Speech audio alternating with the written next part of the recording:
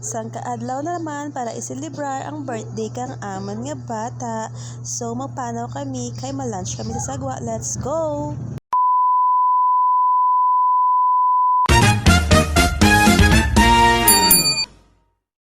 So sa kanya gani nga adlaw mga May kasi kan birthday kang akan nga bata nga ikatlo.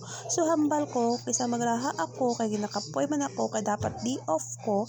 So amba ko makaan na lang kit kami sa Sagwa. Syempre nakasweldo kita kay Meta Febe. O di ba? Salamat Meta, may pang birthday kami.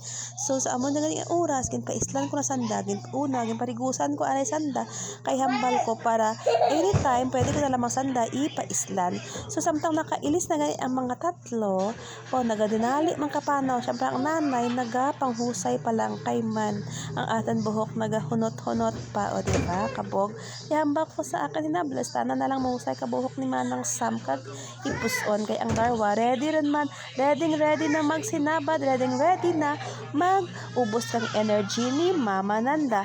So ang hamba ko ganit daw ko nagid ma-apply ang akan nga motto nga one for all for one. Amo na gani kung kapangara ako kaanda Papa Nanda, dapat malagyo na sanday kung hindi masarama gasanda tanan tatlo, di ba? Pati ang imana mo niya sa balay ang akan bugto, tanagid mong mapukaw gito na ang pulo ka demonyo sa utok ni Reyame, mangyaw-yaw ged kag mag wakal-wakal naman ang mamang. O diba? O ara na ang akan agot. Syempre excited di ang birthday na ba naman? Bawin ang taan nagali ang usay nga rian. O diba? Ay, nakuha ang ginabantayan. Nagarigamo na kami, guys. Kaya man nagagadali na isang damang panaw kami. O, di ba? Alam na ako ni hinablas pa bida-bidaman. Din ay rian.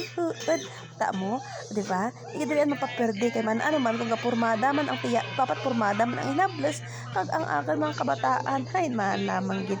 O, di ba? Ang bako ganda.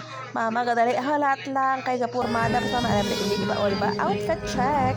So, ito na kami sa aton nga. Ginatunan pa forward na lang kita ang wala natin video ang aton ng pagbiyahe-biyahe kay hambang ko hindi na kinahanglan kay man sabad ang akong mga buto samtang magalat na kami kang lighter kay hambang ko please pwede ka harampan inyong lighter dyan gali kami nag-lunch sa biyaheng namit ala nandiyan sa likod kang gabi sa Petron ayun guys kung gusto nyo dyan namit kid manamit kid ang anda nga manok ano pag halat nyo agto na kag magpatuslok o di pala o di ba the rice man sila pwede ka man ka regular lang o di ba ala si ma'am the best kid kay nagbaram ko ka lighter best effort kid magsindi-sindi ka kabila kay man ginahuyot kang hangin ka kabalan o di ba nagalibot-libot ang hangin hambal na pati na kan o di ba mapasok wag ka na lamang gid hamba ko galbuton dalawang ang kandila nanailang kanong kay pati na pato ang elag damasaling fan kay pati ang hangin kaya duwang pa man ang hangin sa Sagwa kay gumagani ito mauran na gid ka dyan hamba ko gani ma-lunch na lang kami kay hamba ko